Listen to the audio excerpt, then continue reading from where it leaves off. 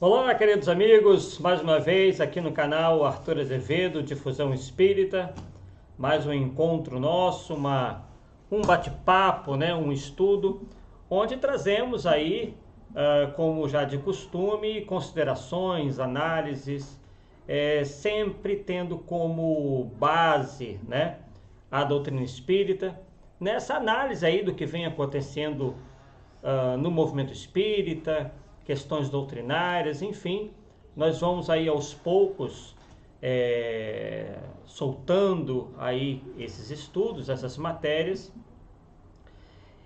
Estamos aí aguardando aí estamos muito satisfeitos, inclusive, né? Estamos muito satisfeitos com o número já de inscritos. Somos um canal ainda bastante novo e, né, vamos crescendo aí nossos estudos, inclusive a frequência dos nossos estudos, à medida em que o nosso canal também vai crescendo.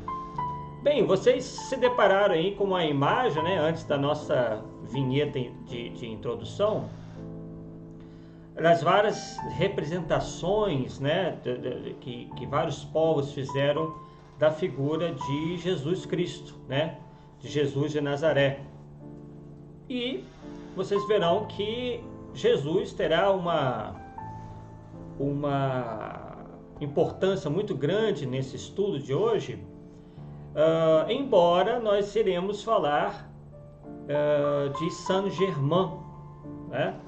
Vocês irão conhecer aí, aqueles obviamente que ainda não conhecem, irão conhecer um pouco mais da vida de Saint-Germain.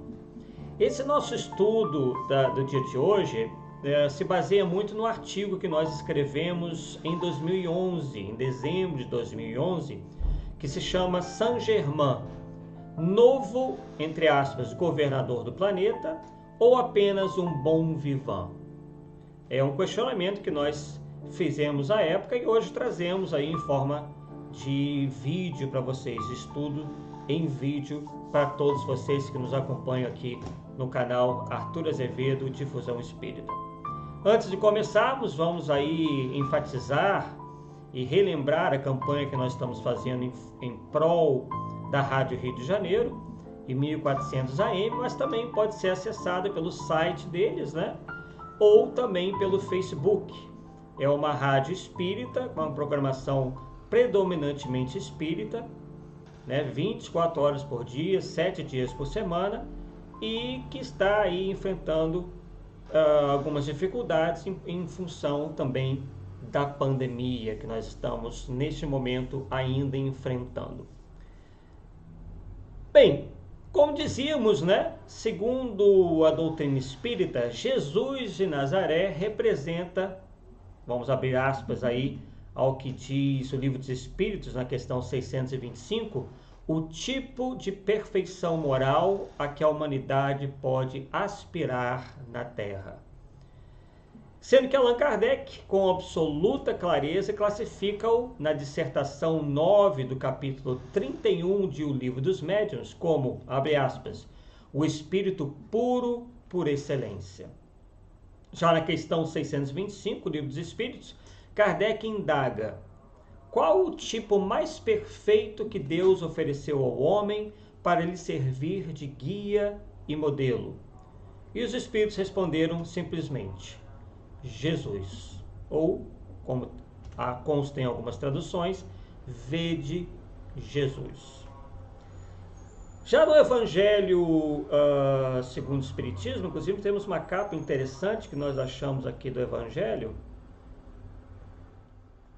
da editora Boa Nova, né? Uma capa um pouco diferente, nós estamos acostumados, né, de outras editoras, né? Ainda da tradução do Salvador Gentili, que infelizmente tem alguns probleminhas, mas a capa aí nós achamos interessante, né? Do Evangelho segundo o Espiritismo.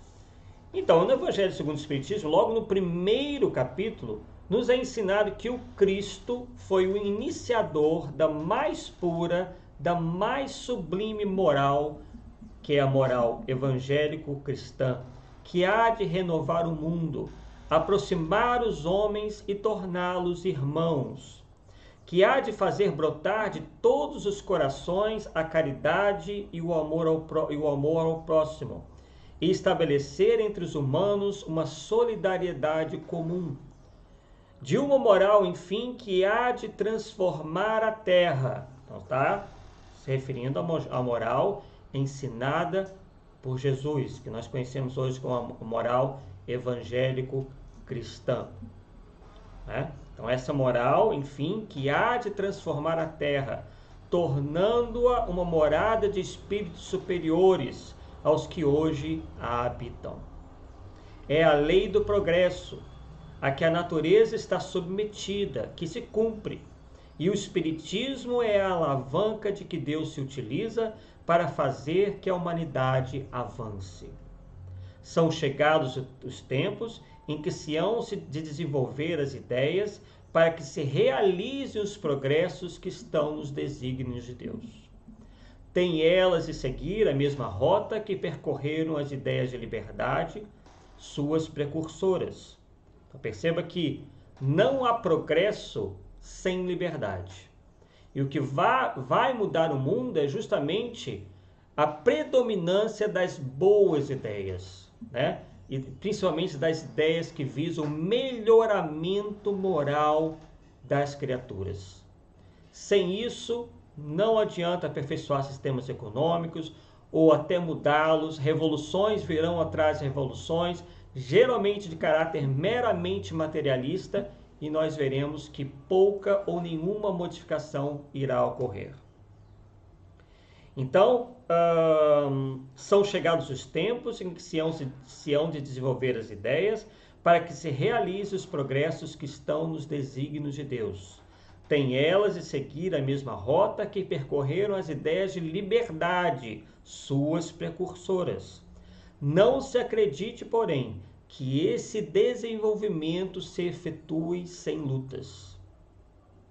Não, aquelas ideias precisam, para atingirem maturidade, de abalos e discussões, a fim de que atraiam a atenção das massas.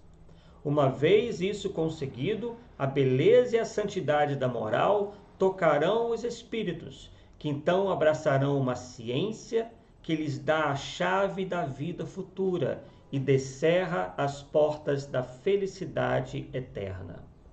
Claro que essa felicidade eterna não é aqui na Terra, né? Obviamente que ela dá a chave, né? O Espiritismo, essa ciência que ele está se falando, que ele está se referindo, dá a chave da vida futura e descerra, abre as portas da felicidade eterna, que é o que nós encontraremos quando nos tornarmos espíritos superiores ou alcançarmos, né, um grau de elevação espiritual. E ele conclui, né, está lá no Evangelho, esse parágrafo é concluído da seguinte maneira: Moisés abriu o caminho, Jesus continuou a obra, o Espiritismo a concluirá.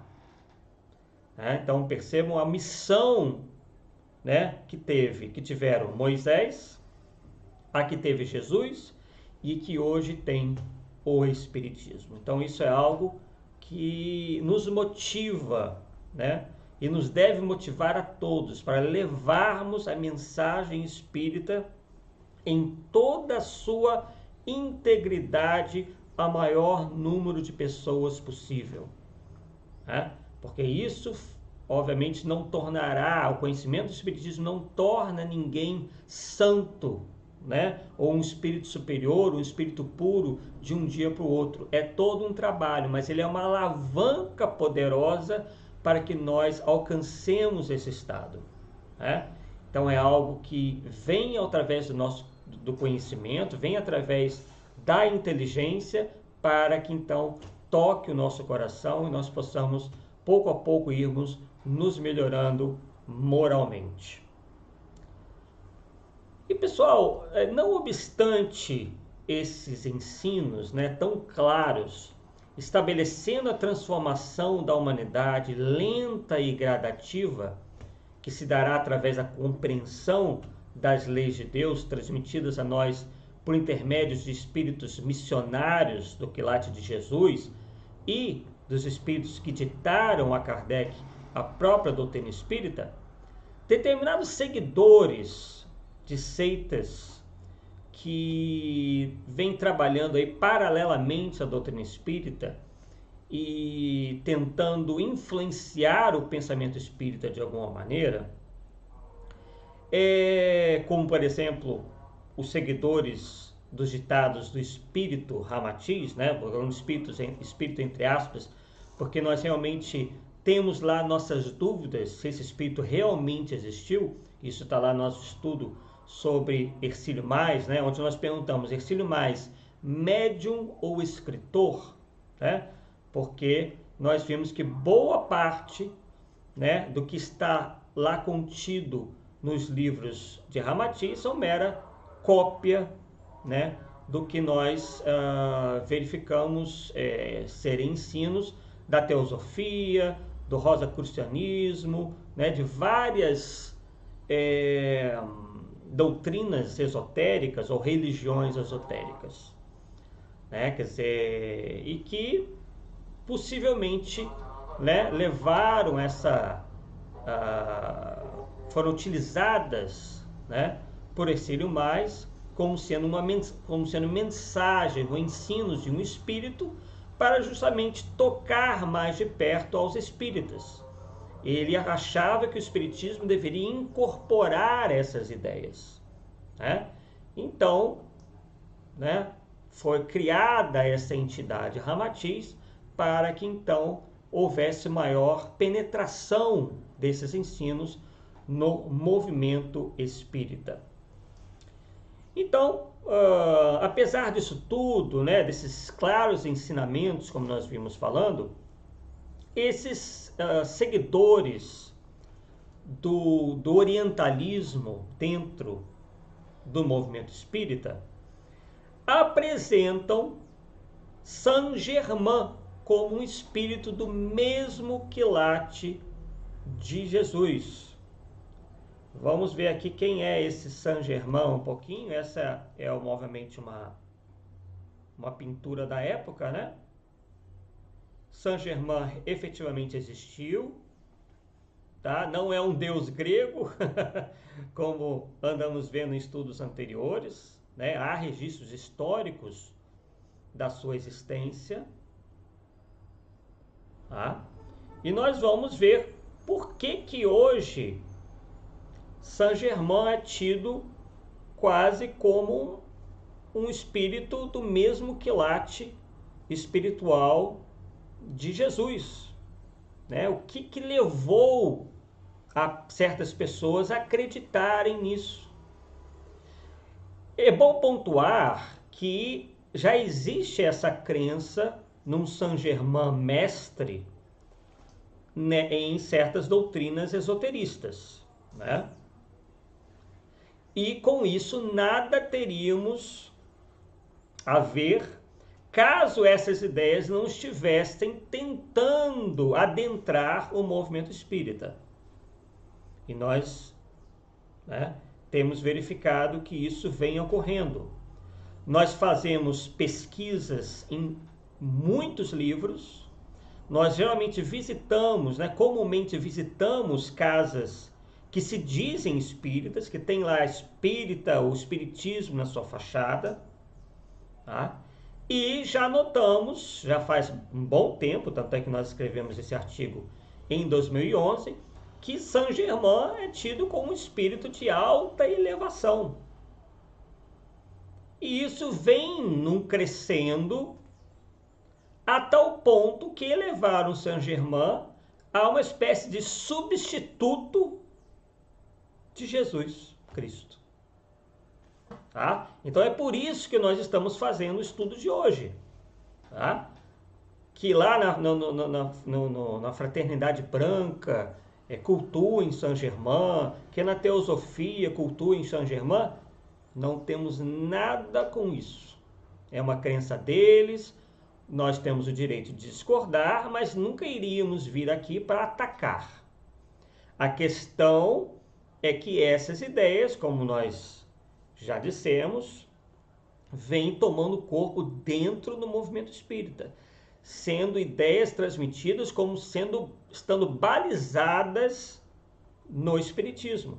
E é isso que nos preocupa, tá? Então nós veremos hoje se faz sentido Saint-Germain ser visto como um espírito da elevação, da mesma elevação de Jesus, ao ponto de ser tido como uma espécie de novo governador do planeta. Aliás, já nos incomoda um pouco essa questão de Jesus, governador do planeta, mas nós não iremos tratar disso hoje, tá? Mas, obviamente, que Jesus é o espírito que é visto por nós espíritas como o guia da humanidade.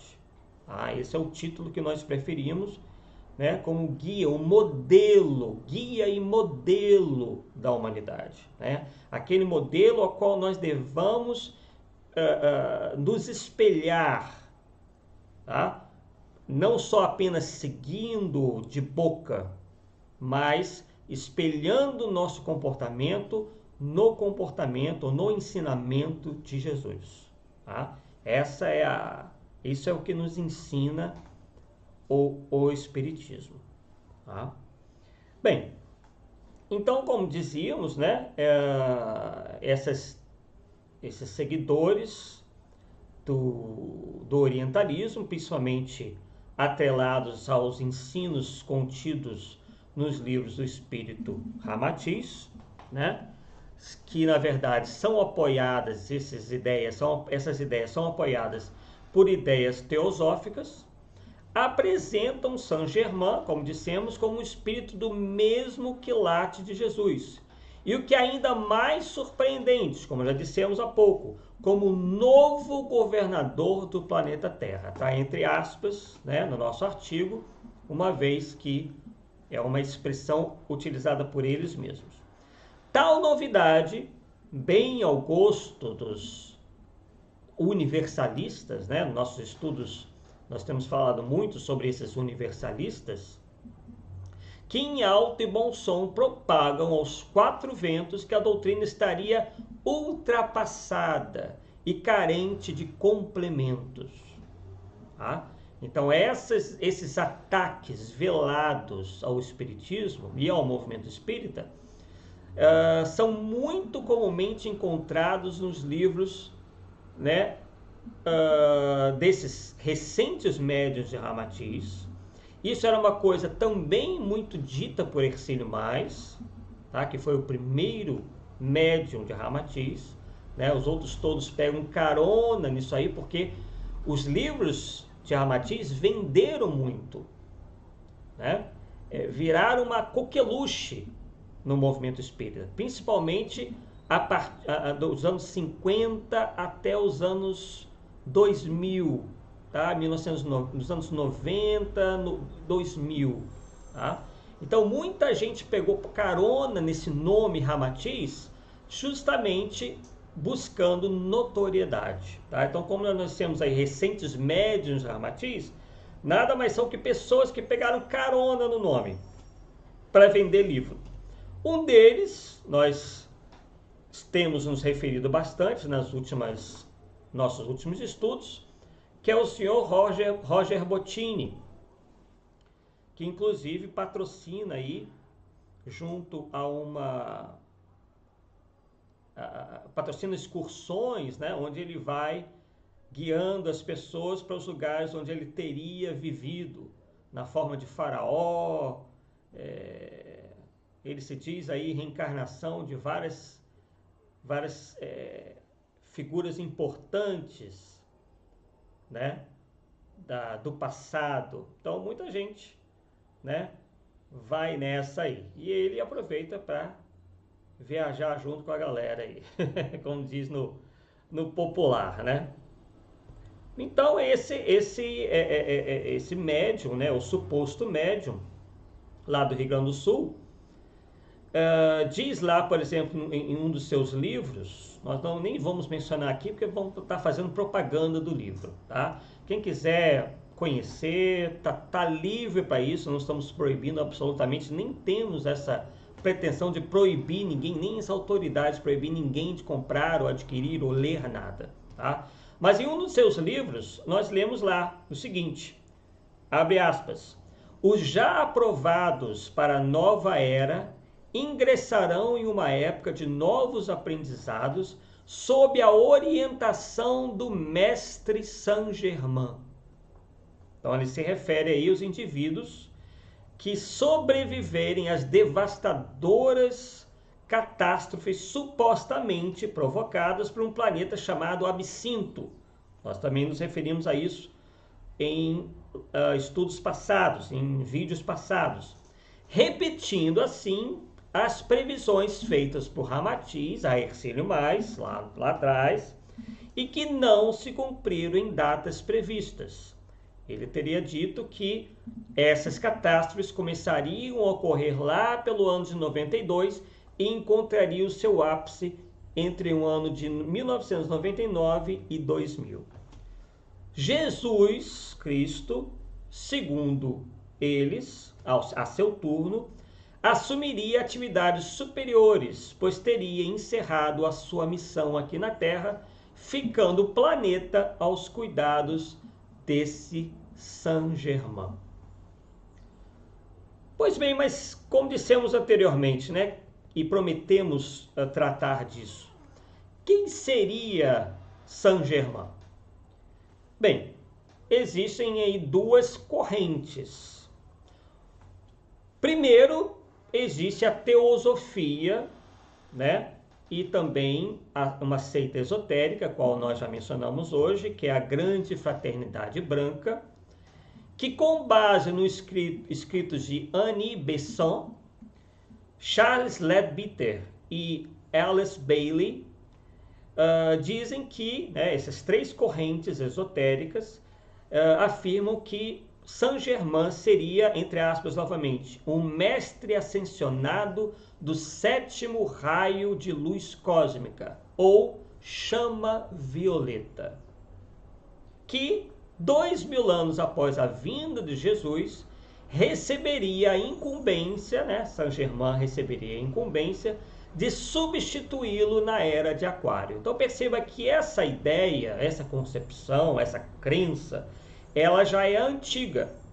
Então o que a gente percebe nesses médiums é que eles repetem essas ideias de doutrinas esotéricas, né? Põe novamente, igual o Hercílio Mais fez, na boca de um espírito,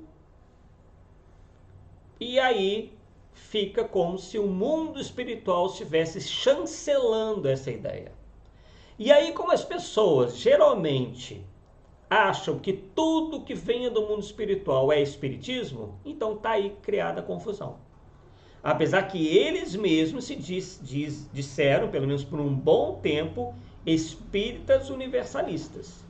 Mas depois de boa pressão, né, na qual nós fomos um desses que pressionaram para que eles não se utilizaram de nome espírita, eles passaram a se autodenominar de universalistas, simplesmente, ou universalistas crísticos, né?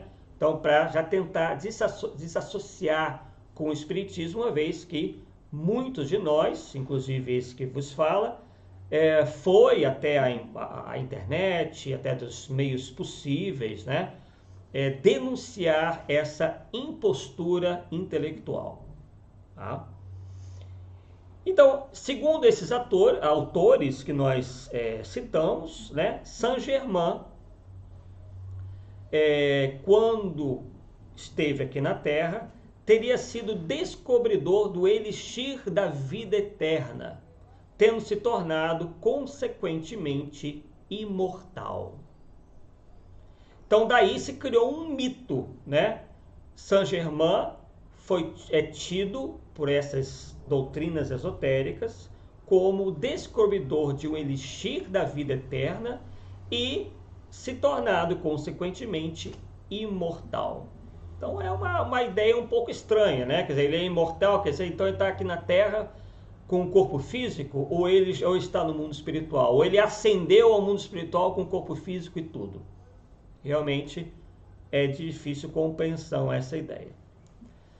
No entanto, da versão acima, né, que da versão que nós falamos há pouco, de ele ter sido o descobridor do elixir da vida eterna e ser imortal, o que se tem são apenas descrições sem qualquer comprovação ou documentação histórica, oriunda apenas de relatos de pessoas que sequer o conheceram pessoalmente e que já possuíam uma inclinação mística bastante acentuada, digamos assim, carecendo de completa credibilidade.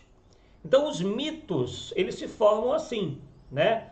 É um contando para o outro contando para um, é o tal do telefone sem fio, e daqui a pouco, né, alguém que é plenamente normal, digamos assim, uma pessoa sem qualquer tipo de grande feito, é tido quase como um semideus, ou um mestre, ou algo que o valha. Então assim vai se criando, né? Com o tempo, né? Uma pessoa passando para outra, aí acrescenta uma história, né? Que nem sempre é verdadeira, mais ou menos como tem acontecido hoje com a figura de Chico Xavier, onde tudo colocam, né? Como sendo como tendo como fonte Chico Xavier, as mais absurdas ideias. Quer dizer, eu ouvi Chico Xavier dizer, o Chico Xavier me disse, mas não tem nada gravado. Ele nunca falou nada parecido com aquilo que a pessoa disse ter ouvido dele. Quer dizer, e aí, né? Muitas pessoas, inclusive, vão ganhando notoriedade em função da mitificação de outro que não está nem aí mais para se defender ou para dizer se é verdade ou se não é verdade. Né? Então, infelizmente, nós notamos, né? Presenciamos, inclusive, muitas dessas situações onde as pessoas pegam carona, né, e tratam, obviamente, de aumentar tudo, né, principalmente a figura ao qual dizem seguir, né, no caso aí o Saint Germain no passado, e agora o Chico Xavier. Né? Criam assim, histórias mirabolantes, né, milagres que jamais ocorreram, revelações do futuro.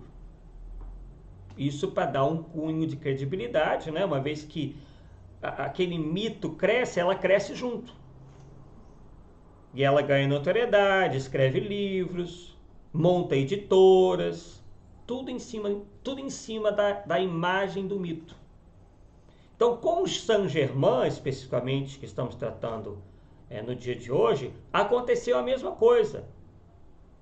Né? Quer dizer, ao ponto, como vocês vão verificar, né, o contraste daqui a pouco, ao ponto de torná-lo uma figura tão elevada quanto Jesus.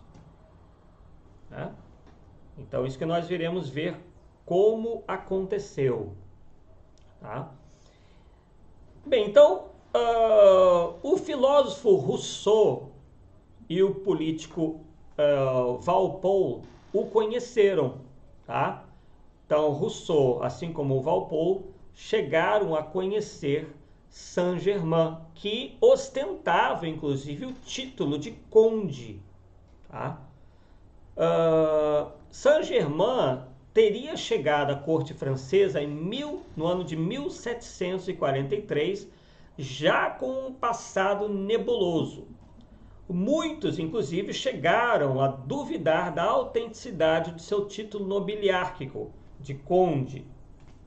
Era um virtuoso do violino, mestre da alquimia e de outras ciências ocultas, que eram modismo na época. Tá? Então, assim como nós temos a química hoje, que é uma evolução da alquimia, Saint-Germain, pelo que se diz, né, pelas comprovações históricas, era alguém que entendia bastante de alquimia, que era a química da época, né? Então, possivelmente, ele sabia manipular substâncias, né? Produzia, de certo, algumas coisas interessantes que as pessoas, à época, achavam que eram miraculosas, né? Que só ele poderia produzir, enquanto, na verdade, podiam ser apenas combinações de substâncias que provocavam, por exemplo, fumaça, ou fogo, ou alguma reação química interessante. Então, a partir daí, né, criou-se já um respeito à figura de Saint-Germain como alguém especial, justamente por ele dominar, né, essa área aí da alquimia. E ele tinha grande lábia. Não demorou a conquistar a confiança do rei Luís XV. A sua fama de Dom Juan e uma suspeita de falsificação de joias, entretanto, macularam a sua imagem. Então, essa questão de ele ter sido um falsificador de joias tem um pouco a ver também com o seu entendimento, a sua compreensão da alquimia, né? De fazer com que um metal sem valor algum se passasse por um metal precioso. Só que, obviamente, aí com o tempo, né, outras pessoas também conhecedoras desse mecanismo, obviamente havia poucas, mas as poucas que existiam possivelmente tomaram conhecimento do que estava ocorrendo, verificaram se tratar de uma fraude, e aí Saint-Germain já se meteu em uma enrascada, tendo que fugir para outra parte aí da Europa para dar algum golpe, né? Então, possivelmente ele vivia de golpes e de romances, né? Ele era uma espécie de Dom Juan na época, porque, obviamente, por ele ter essa fama, ele passou a atrair também a atenção das mulheres, né? E então isso lhe dava uma vantagem. Aí está uma foto, né? Uma gravura aí, um quadro de Rousseau, que foi um dos que conheceu Saint-Germain e acreditou nele. Tanto Rousseau, quanto Walpole, quanto Voltaire acreditavam que Saint-Germain era uma espécie de mágico, né? Alguém muito especial. Aqui o Walpole, né? Outro também que conheceu Saint-Germain. E Saint-Germain tinha aí várias amizades interessantes, né? A fama dele era tanta que atraiu, né, a curiosidade dessas grandes personalidades do passado, né? Que foi o Voltaire, Rousseau e o Walpole.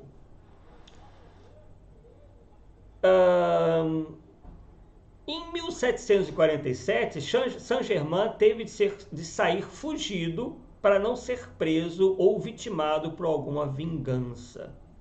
Voltou a aparecer em Versalhes em 1758. Então ele chegou à corte francesa em 1743. Em 1746, 3 anos depois, já teve que sair fugido para não ser vitimado por alguém que tenha sido enganado por ele. E voltou a aparecer 12 anos depois em Versalhes, no ano de 1758. O rei, à época, o enviou a missões de espionagem na Inglaterra, Holanda e Áustria. Na Itália, virou amigo, adivinhem de quem? Do famoso Casanova, talvez o maior Dom Juan, um dos maiores conquistadores, né, da história, ficou famoso por conquistar as mulheres, né? Esse aí é o Casa Nova. Então, uma parceria tremenda, né? De Saint-Germain e Casa Nova.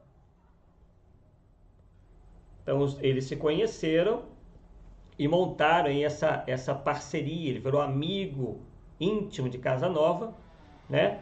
E se transformou em seu parceiro de farra. Isso que diz lá a história, né? A historiografia. Para toda bela mulher, revelava possuir o elixir da eterna juventude. Olha que maneira interessante, né? De você conquistar, né, uma mulher, é prometê-la o elixir da juventude. Né? Qual mulher não se interessaria, né? Claro, fazendo uma generalização, né? Mas, principalmente a época, né, onde não havia muitos recursos de embelezamento, né, alimentação bem precária, então as mulheres perdiam mais cedo, né, aquela aparência jovem, né, pela vida mais sacrificada da época.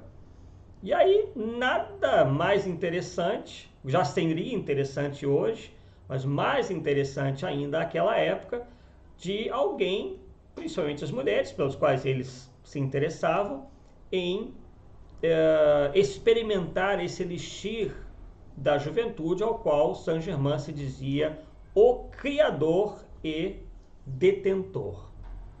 Tá? Então o truque funcionava especialmente com quem? Com jovens da corte e criadas crédulas. Quer dizer, ele se aproximava tanto, né, dos jovens que faziam parte da corte, como também das serviçais. Né? Tanto umas quanto as outras eram profundamente crédulas. Acabou, porém, se envolvendo com a filha de um nobre que o estava hospedando, né? Teve um relacionamento com a filha desse nobre.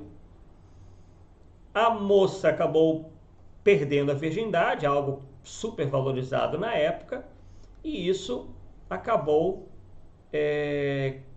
provocando a ira do pai da moça, e aí novamente teve Saint-Germain que sair correndo para não ser morto. Então ele achou melhor sumir de novo. Depois foi avistado diversas vezes na Europa, sempre com nomes diferentes, porque daí ele teve que, né, a sua fama negativa já estava tão grande, que ele teve que se utilizar de outros nomes, como por exemplo, Conde de Sarrogy, Conde Weldon e Marquês de Montferrat. Na época já estava em decadência. Foi tido como charlatão na corte do rei Frederico da Prússia, ao dizer que transformava chumbo em ouro.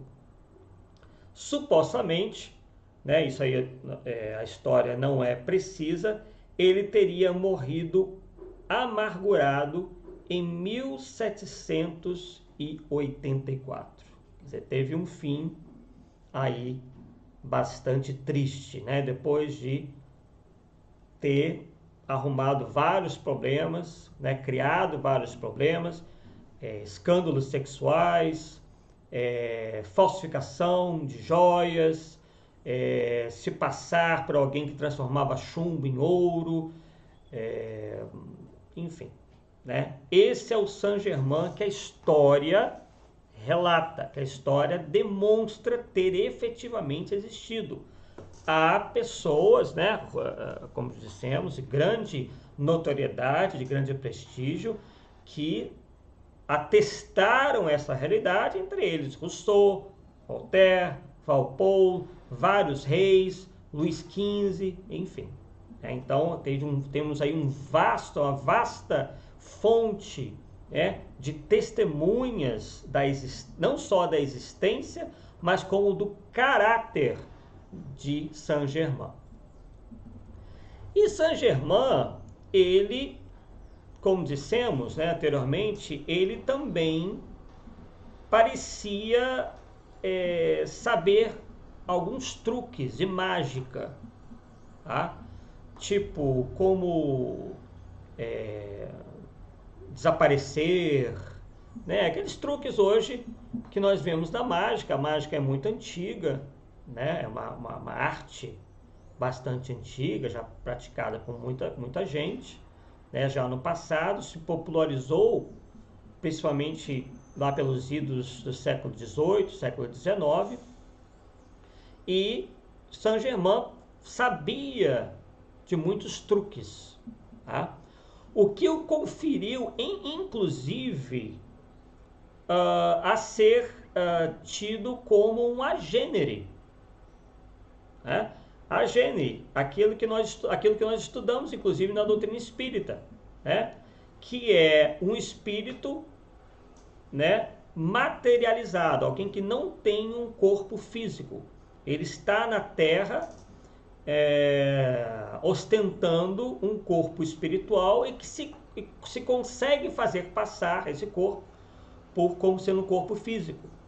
Inclusive, os docetistas e atualmente os rustanguistas acreditavam e acreditam que Jesus teria sido um agênere, algo que é bom dizer que o Espiritismo rejeita peremptoriamente, né? Jesus teve um corpo físico como o nosso, ostentou um corpo físico como o nosso, e essa mesma pecha, essa mesma crença também chegou a existir em relação a Saint-Germain, que ele teria sido um agênere.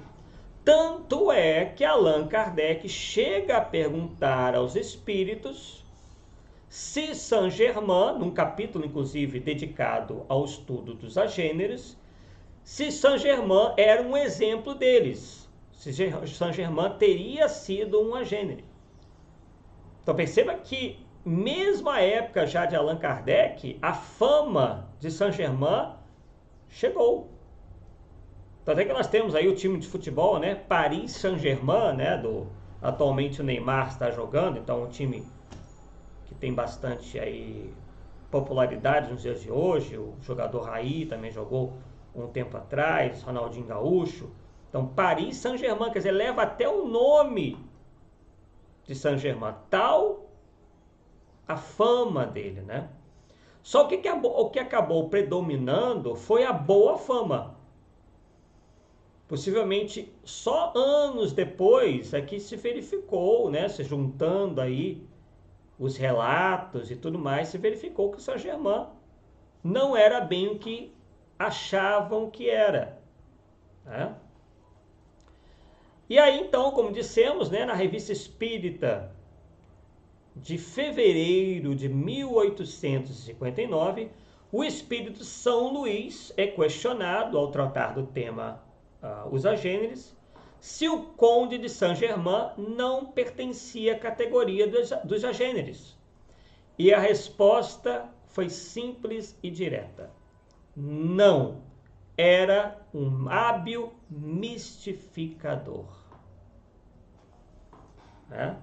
Então, essa aí foi a resposta do Espírito São Luís. Não, Saint-Germain não foi um agênere. Ele foi um hábil mistificador, um prestidigitador, né? Então perceba que os espíritos foram fiéis aos relatos históricos, aos testemunhos históricos, né? Eles não se deixaram, obviamente tendo um conhecimento muito maior de qualquer um de nós, não se deixaram enganar pela formação do mito. E é isso nos serve muito bem como um alerta. Nós citamos aqui o que vem sendo feito com a figura de Chico Xavier, figura boníssima, não estamos falando nada contra Chico Xavier, mas aquilo que boa parte do movimento espírita tem feito com sua figura, colocando tudo na boca como sendo desse médium, do Chico Xavier, né? Previsões apocalípticas, questões doutrinárias, revelações de quem foi quem em outra encarnação. Ah, eu vi, ele falou, ele me falou.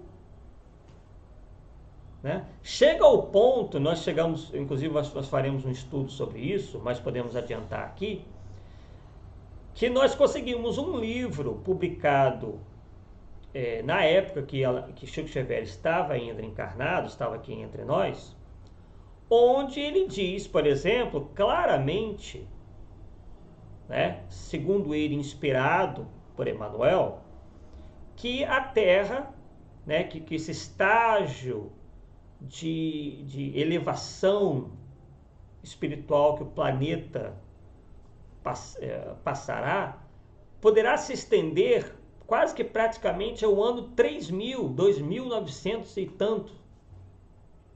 E hoje, né, possivelmente desconhecendo a existência desse livro, alguns indivíduos dizem ter ouvido de Chico Xavier que inicialmente seria em 2019, como nada aconteceu, né, agora estão colocando para 2057. Né? E assim vão indo, né? Explorando a boa imagem do médium Chico Xavier para vender muito livro, para dar muita entrevista, e aí já até muitos deles montam até editoras. Né? Então, quer dizer, o verdadeiro comércio em cima disso. Né? O que é absolutamente lamentável. Né? Quer dizer, temos que rechaçar esse tipo de postura. Chico Xavier deu a sua contribuição, como nos diz a doutrina espírita, não há médium perfeito na Terra, há sim os menos enganados. Tá? Então, Chico Xavier não esteve imune a esse tipo de coisa.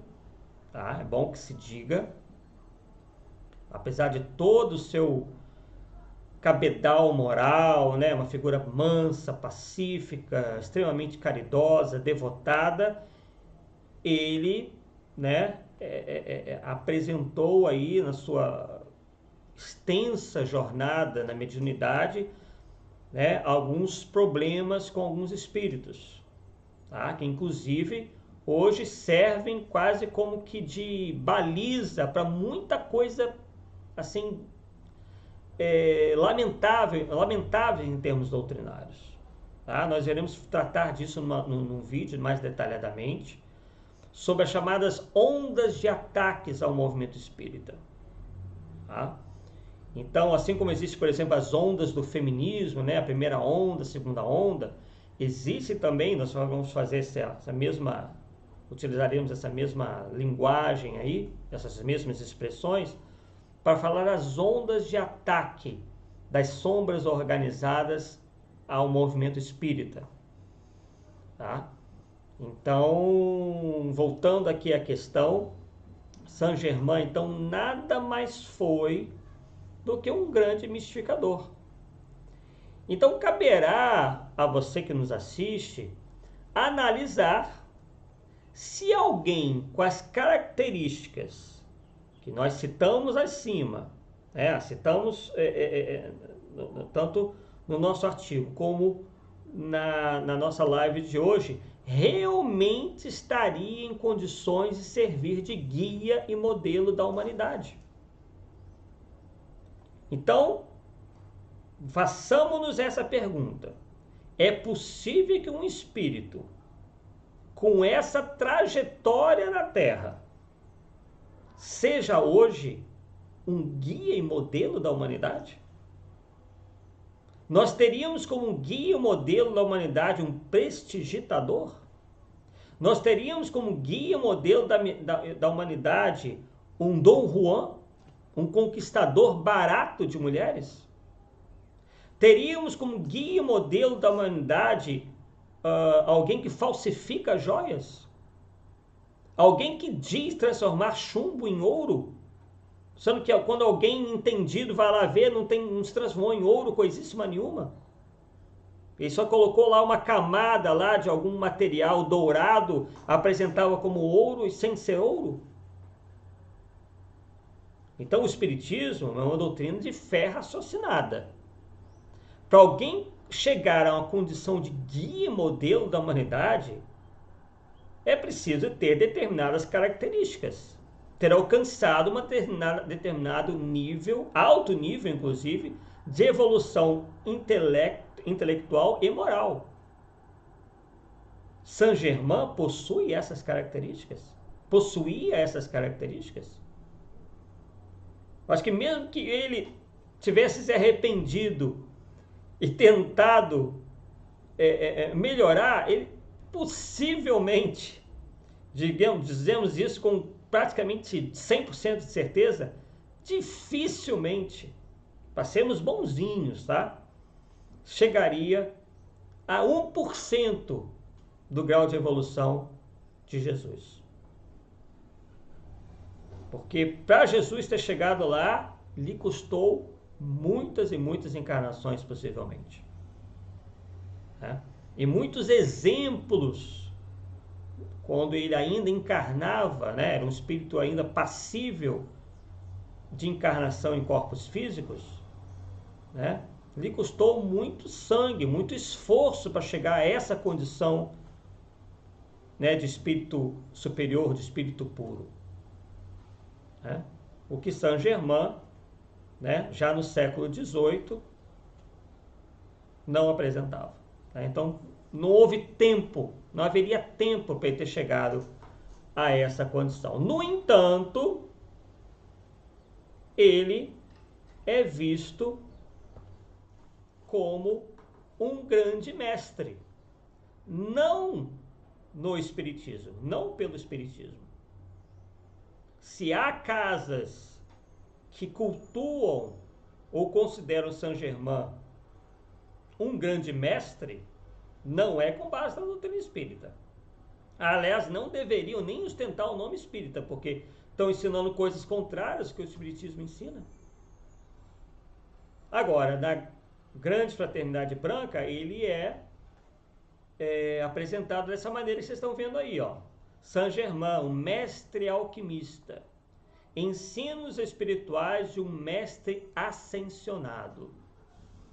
Perceba que até a aparência física não tem nada a ver, né, com a do Saint-Germain anterior, né? Saint-Germain verdadeiro, né? Não tem absolutamente nada a ver, né? Só para vocês aí terem, né, uma exata noção de como que é visto Saint-Germain, né, nos tempos de hoje por essas seitas ou doutrinas esotéricas, né? Então, pessoal,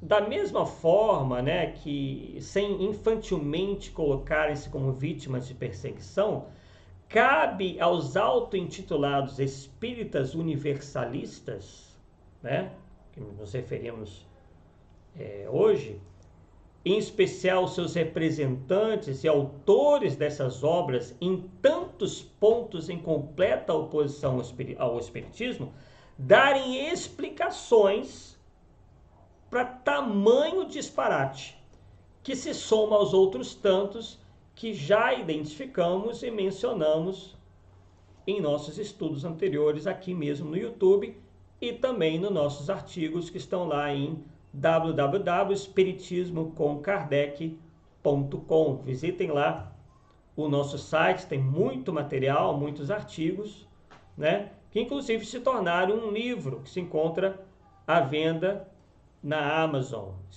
chamado Espiritismo versus Ramaticismo. Então é isso que muitas das vezes nós nos deparamos, é com isso que nós nos deparamos quando indivíduos querem mesclar o espiritismo com doutrinas orientalistas, né? Quer dizer, questões completamente divergentes. Enquanto o espiritismo apresenta Saint-Germain, o Saint-Germain histórico, aquele que realmente viveu como um hábil mistificador, um prestidigitador, um charlatão, nessas seitas esotéricas apresentam como um mestre ascensionado. E aí essas pessoas desavisadas querem fazer um espiritismo à moda da casa, ou à sua moda, segundo a sua concepção, sem a menor humildade de reconhecerem que são quase nada perante a grandiosidade da doutrina, e começam a trazer para as casas espíritas, né, as suas ideias pessoais, as suas concepções pessoais. Nada contra se estivessem participantes lá, fossem participantes da grande fraternidade branca, da teosofia, enfim, não teria problema nenhum. Agora, querer misturar não dá certo. Nós já vimos que não tem como. Como já dissemos anteriormente, respeitamos toda e qualquer religião, toda e qualquer doutrina, mas é cada um na sua. Então hoje o espiritismo padece dessas mesclas, né? Uns querendo trazer do catolicismo, outros querendo trazer do orientalismo, outros querendo trazer do africanismo, que é outro problema sério, ao ponto, inclusive, de alguns já abdicarem do nome espiritismo para identificar a doutrina espírita. Porque caem na besteira de achar que, por exemplo, Umbanda, Candomblé, o espiritualismo moderno era espiritismo, e aí passam a chamar o espiritismo de kardecismo. Sendo que é um termo que jamais Kardec aprovaria, porque as ideias não é doutrina de Kardec, é a doutrina dos espíritos. Então discordamos, respeitamos, mas discordamos em relação ao termo kardecismo. O que há é espiritismo. Ah, mas o termo já existia antes. Não interessa. O que aconteceu? O termo pode ter existido antes? Pode. Há registros em relação a isso. Mas vingaram? Aquilo que eles chamaram de espiritismo vingou?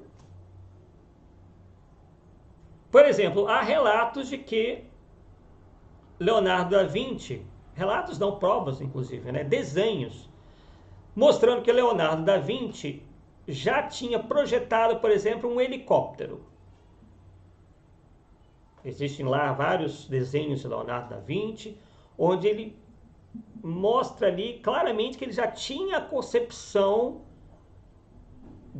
da possibilidade de algo mais pesado que o ar voar. Então ele tem um desenho lá muito próximo a um helicóptero, tem outro, se não me engano, muito parecido a um avião.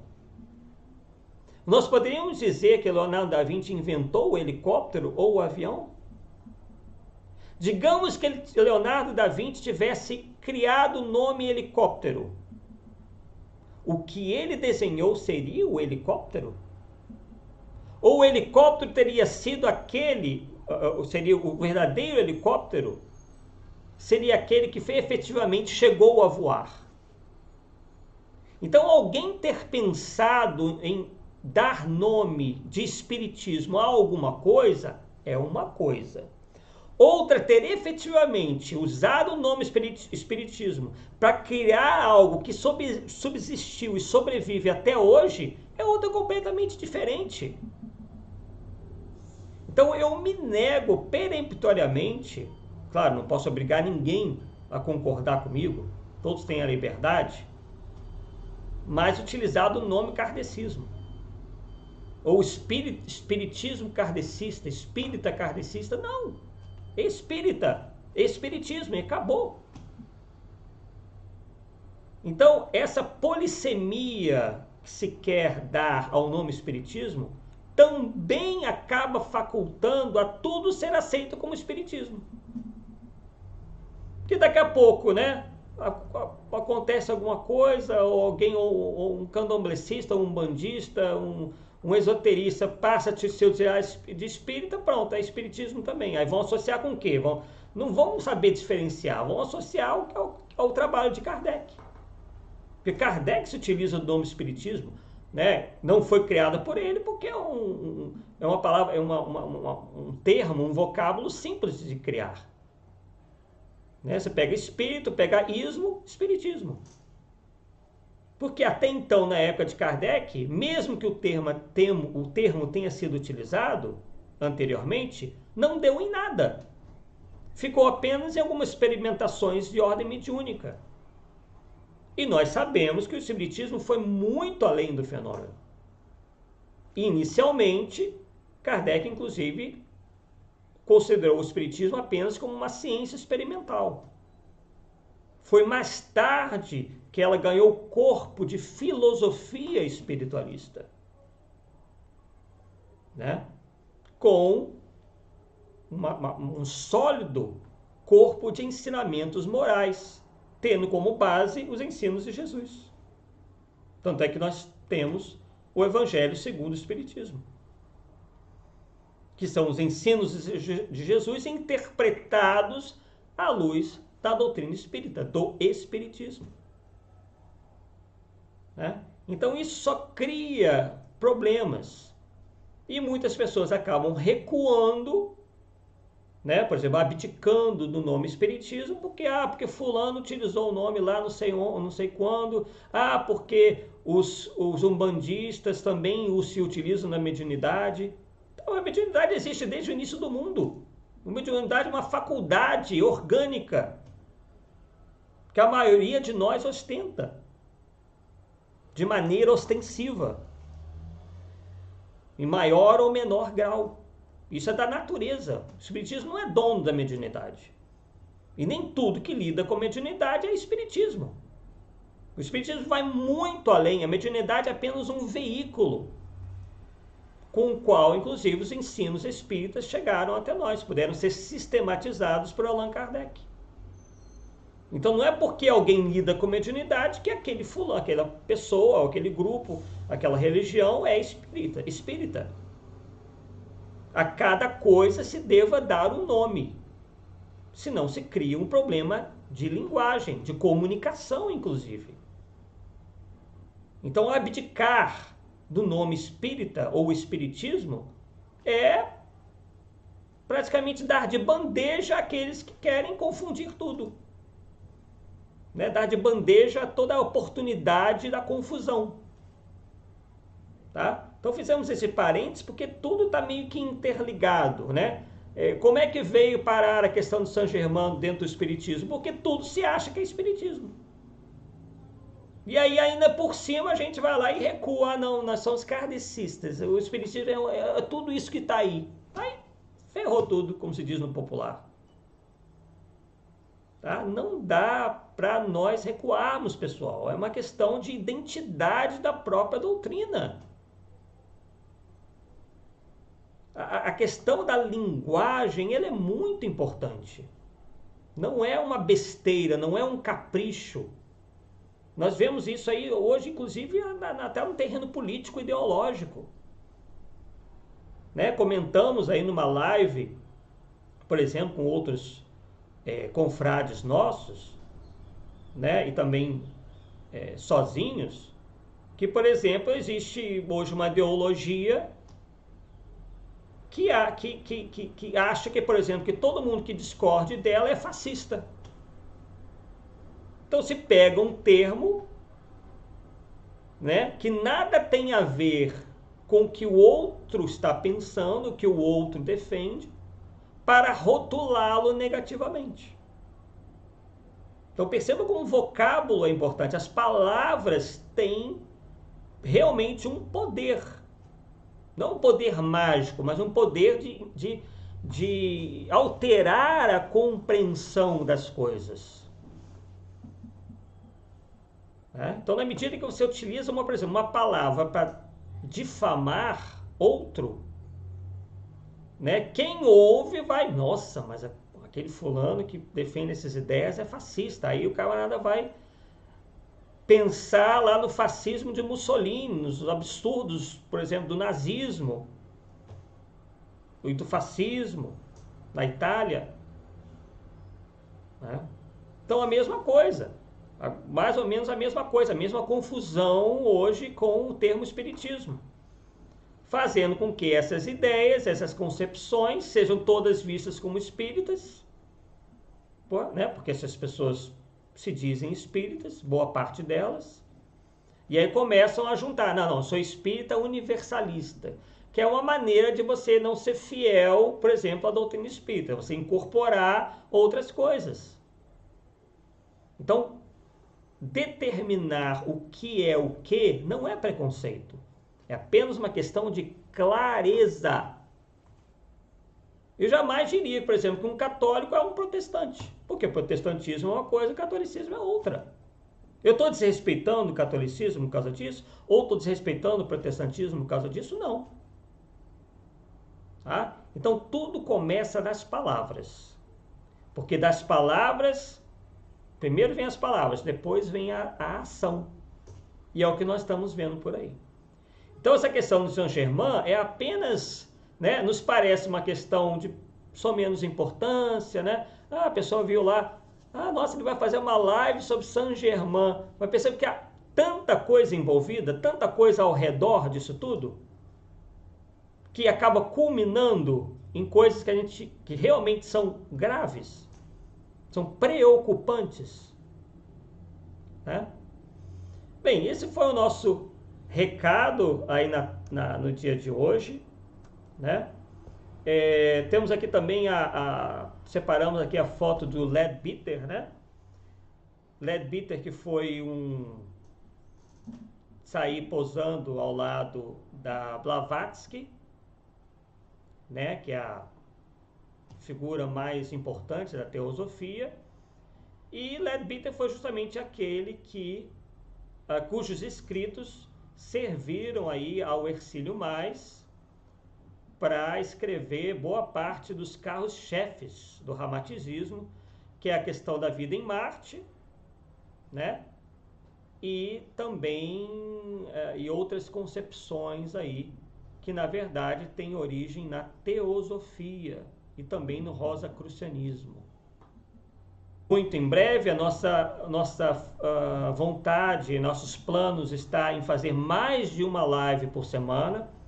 Estamos apenas esperando o canal crescer um pouco mais, né? Sabemos que isso é uma coisa que demora um pouco, né?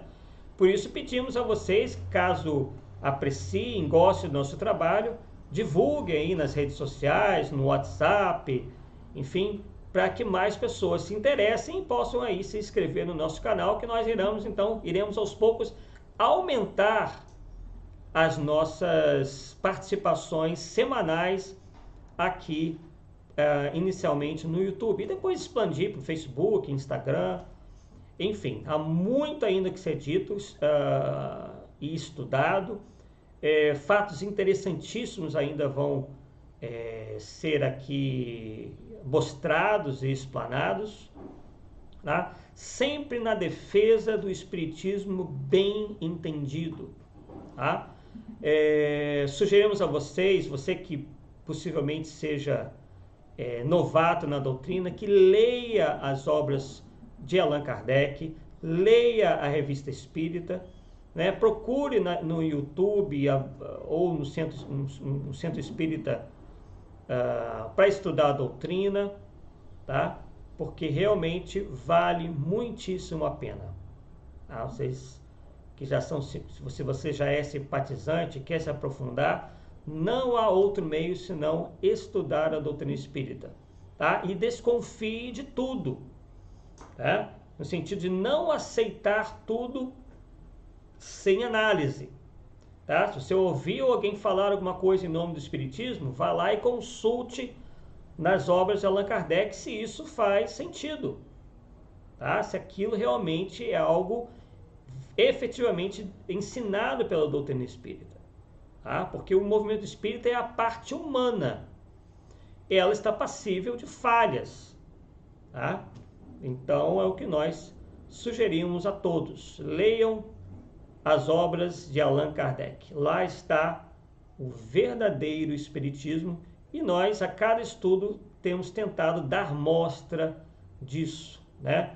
Dar mostra que o Espiritismo realmente tem autoridade para ser, por nós, muito bem acreditado, muito bem avaliado, muito bem abraçado, né? Para que nós prossigamos aí na nossa jornada de aprendizado, que é a nossa jornada evolutiva. Tá bom? Uma boa semana aí a todos e estaremos semana que vem trazendo mais estudos, mais considerações, mais comparações aí, para que nós possamos aí continuar trocando experiências. Um grande abraço e até a próxima!